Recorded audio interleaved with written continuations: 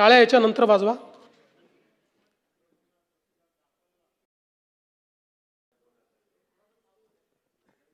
सातत्याने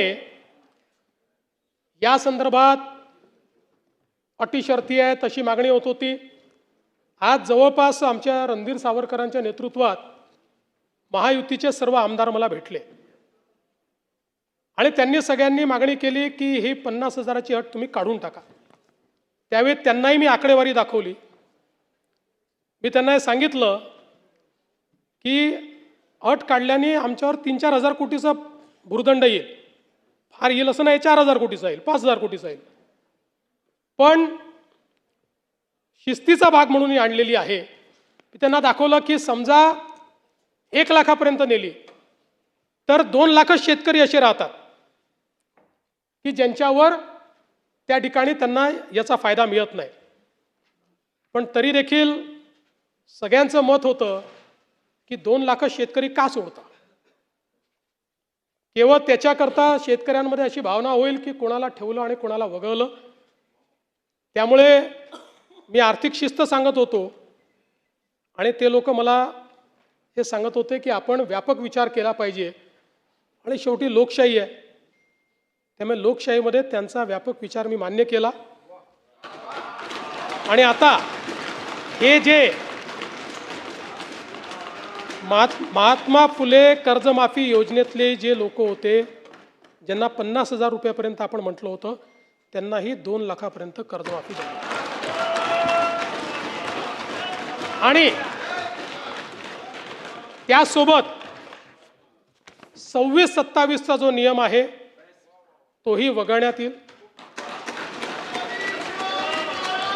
आता आपल्याकडे तर सगळं आहेच. 26 मध्ये कोणी कोणी पैसे भरले आहेत. जसं यांनी सांगितलं 95% लोकांनी पैसे भरले. त्यामुळे आता त्याच्या आधीच्या 3 वर्षातले कुठलेही 2 वर्ष ज्यांनी रेग्युलर भरलेले आहेत ते सगळे लोक याकरता पात्र होतील. पुन्हा सांगतो, पहिल्यांदा राज्य सरकारने हा निर्णय घेतला आहे. यापूर्वी कधीही असा निर्णय झालेला नाही.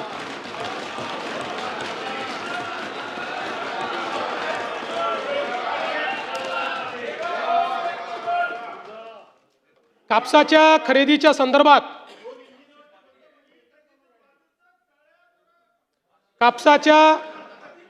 खरेदी संदर्भातही 7,710 प्रति क्विंटल या आधारभूत किमतीवर आपण 136 लाख क्विंटल कापूस खरेदी केला आहे आणि त्याकरता 10,883 कोटी रुपयाची चुकारे हे त्या ठिकाणी दिलेले आहेत.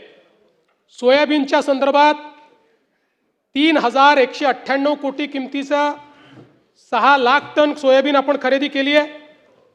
कांद्याच्या संदर्भात जवळपास 14,687 मेट्रिक टन कांदा खरेदी केला आहे आणि कांद्याचा खरेदी दर आपण 2125 केल्यामुळे आता बाजारामध्ये तो 2500 ते 3000 इथपर्यंत पोहोचलेला आहे. सुधीर भाऊंनी मला धानाच्या बोनस संदर्भात चिठ्ठी पाठवलेली आहे. सुधीर भाऊ, ते आपल्याला द्यायचंच आहे. आहेच आणि त्याचा योग्य वेळी निर्णय करणारच आहोत. आत्ता फक्त कॅश फ्लोचा प्रॉब्लेम कर्जमाफीमुळे आहे. नंतर तुमच्याशी चर्चा करतो त्या संदर्भात. फक्त एवढंच सांगतो की त्या संदर्भात आपण सकारात्मक आहोत, ते आपण नाकारलेलं नाही आहे.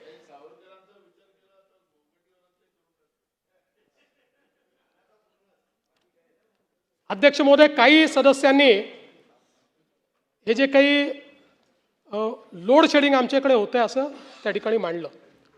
मुळामध्ये कुठेही लोड